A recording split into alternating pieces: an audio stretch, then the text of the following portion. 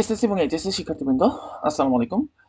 তোমাদের অনেকেরই কোয়েরিজ যে ভাইয়া ফিজিক্স কিভাবে পড়াশোনা স্টার্ট করবো বা ফিজিক্স কিভাবে সলভ করা স্টার্ট করবো। তো এটা আমি আজকে তোমাদেরকে বলে দিচ্ছি এবং তোমরা একটা মতামত আমাকে জানাও যে এই সেট আপে যদি তোমাদের আমি কিছু গাইডলাইন ভিডিও দিই তাহলে কেমন হয়। কারণ স্টুডিও থেকে গাইডলাইন ভিডিও রেকর্ড করতে গেলে অনেক টাইম লাগে, বুঝছো। সো এই জন্য রেগুলার ভিডিও হয়তো আপলোড দেওয়া পসিবল হয় না, বাট এই সেট আপে রেগুলার ভিডিও আপলোড দেওয়া কিন্তু ইনশাল্লাহ পসিবল। এবার ফিজিক্স সলভ করতে গেলে ফার্স্টেই তোমাকে যেটা করতে হবে সেটা হচ্ছে সূত্র হচ্ছে মুখস্থ করতে হবে। এইটা একদম ম্যান্ডেটরি। তুমি যদি অনেক ভালো স্টুডেন্ট হও তাহলে তুমি এই ভিডিওটা নিশ্চয়ই দেখতেছো না, কারণ তুমি অলরেডি জানো ফিজিক্স কিভাবে সলভ করতে হয়।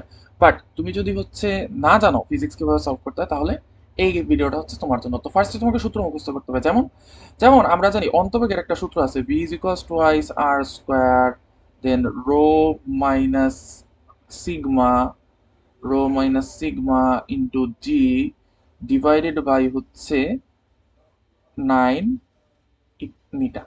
ঠিক আছে। এখন এই সূত্রটা তোমাকে ফার্স্টে মুখস্থ করতে হবে যে V is equals twice r square rho minus sigma g divided by 9 eta. এখন সূত্রটা যখন তোমার মুখস্থ হয়ে গেল, যে কোনো ভাবে হোয়াট এভার যে কোনো নেমোনিক দিয়ে তুমি চাইলে মুখস্থ করতে পারো সূত্রটা। এবার তোমাকে জানতে হবে এইটার মানে হচ্ছে শেষ বেগ বা অন্তবেগ। এইবার তুমি বুঝবা যে ভাইয়া শেষ বেগ মানে কি। শেষ বেগ মানে হচ্ছে কোনো একটা বস্তু যখন তরল অথবা প্রবাহী, মানে তরল অথবা বায়ুর মধ্য দিয়ে পড়ে, তখন তার স্পিড আস্তে আস্তে কি হয়, কমতে থাকে এবং একটা সময় কি হয় তার স্পিডটা স্থির হয়ে যায়, পড়ার স্পিড, সেটাকে বলা হয় শেষ বেগ। এবার আর স্কোয়ার, আর জিনিসটা কি, আর জিনিসটা হচ্ছে ব্যাসার্ধ। কার ব্যাসার্ধ? যেই বস্তুটা পড়তেছে সেই বস্তুটার ব্যাসার্ধ হচ্ছে আর। দেন রো কি, যেই বস্তুটা পড়তেছে তার ঘনত্ব হচ্ছে রো। সিগমা কি, যেই তরলটার মধ্যে দিয়ে পড়তেছে সেই তরলটার ঘনত্ব হচ্ছে সিগমা। আর জি তো আমরা জানি। এবার নিটা কি, এটা হচ্ছে সান্দ্রতা গুণাঙ্ক। ঠিক আছে। ওকে। সো আমরা এখান থেকে বুঝে গেলাম যে আমাদের এই সূত্রটা কি এবং সূত্রটার মধ্যে কি কি জিনিসপত্র আছে। এইবার সূত্র যখন আমাদের জানা হয়ে যাবে তখন আমরা আসবো নেক্সট স্টেপে। নেক্সট স্টেপ হচ্ছে আমাদের টেস্ট পেপার খোলা। কি? Test paper. ভাইয়া আমি যদি গাইড পড়ি তাইলে কি হবে? ভাইয়া আমি যদি কোশ্চেন ব্যাংক পড়ি তাইলে কি হবে? ভাইয়া আমি যদি সাপ্লিমেন্ট পড়ি তাইলে কি হবে? উত্তর হচ্ছে হবে। হবে। বাট প্রত্যেকটা জিনিসের একটা এফিসিয়েন্সি আছে। এফিসিয়েন্সি কি? এফিসিয়েন্সি হচ্ছে ধরো আবুল একটা কাজ 10 দিনে করে আর বাবুল সেম কাজটা 5 দিনে করে। এখন বলো দুইজনে কিন্তু সেম কাজ করে, বাট কার এফিসিয়েন্সি বেশি? কে কম সময়ে কাজ করতে পারে? অবশ্যই বাবুল, যেহেতু সে 5 দিনে কাজ করে। সো টেস্ট পেপারের মধ্যে তুমি যখন সলভ করতে যাবা, টেস্ট পেপারে কি কি সলভ করবো আমি বলি। অ্যাট ফার্স্ট তুমি স্টার্ট করবা বোর্ড কোশ্চেন দিয়ে। এটা তোমার জন্য ম্যান্ডেটরি। সো বোর্ড কোশ্চেন, ভাই আমি তো হচ্ছে মাত্র সূত্রটা শিখছি, আমি কেমনে এখন গিয়া বোর্ড কোশ্চেন সলভ করতে পারবো? এটা তো আমার পক্ষে পসিবল না। পসিবল কিভাবে? তুমি বোর্ড কোশ্চেনের সলিউশন দেখবা। আমি পাঞ্জাবি টেস্ট পেপার সলভ করতাম ছোটবেলায়। সো তখন দেখতাম যে পাঞ্জাবি টেস্ট পেপারের একটা পার্ট থাকে সেটা হচ্ছে মেড ইজি। এই মেড ইজিতে হচ্ছে কোশ্চেন সলভ করে দেয়া থাকে। সো তুমি সলভটা দেখবা। ঠিক আছে। সলভ দেখে তুমি দেখবা বুঝে গেছো যে কিভাবে এই এই সূত্রটা দিয়ে ম্যাথ সলভ করা হয়েছে। এবং এই ম্যাথ সলভের একটা ওয়ে আমি বলে দিই। যখন তোমাকে কোশ্চেনটা দিবে, যে কোশ্চেনের মধ্যে দেয়া আছে, তুমি ফাইন্ড আউট করবা যে কোশ্চেনে তোমার ভি দেয়া আছে কোনটা, ওটার পাশে লিখবা ভি। তুমি দেখবা নিটা দেয়া আছে কিনা, তাহলে ওটার পাশে লিখবা নিটা। দেন দেখবা হচ্ছে রো দেয়া আছে কিনা, তাহলে ওটার পাশে লিখবা রো। দেন দেখবা এই সিগমা দেয়া আছে কিনা, তাহলে ওটার পাশে লিখবা সিগমা। তো তুমি যখন একটা কোশ্চেন, ফিজিক্স কোশ্চেনে আনসার করতে গেলে আমরা অনেক সময় বুঝি না এটা কোন চ্যাপ্টারের কোশ্চেন বা কোন সূত্র ইউজ করবো। তখন এই ফিজিক্স কোশ্চেনটার মধ্যে আমরা যদি কি কি দেয়া আছে সেটা যদি পাশে ছোট্ট করে পেন্সিল দিয়ে লিখে ফেলি, তাহলে খুব ইজিলি আমরা বুঝতে পারবো যে এটা কোন সূত্রের ম্যাথ। সো বোর্ড কোশ্চেন দেখবা, বোর্ড কোশ্চেনের সলিউশন দেখবা। এইবার সলিউশন দেখার পরেও তুমি ধরো কোনো ম্যাথ হইতেই পারে যে বুঝতেছো না, তখন তুমি কি করবা? তখন হচ্ছে তুমি স্পেসিফিক্যালি হচ্ছে তুমি ইউটিউবে যাবা।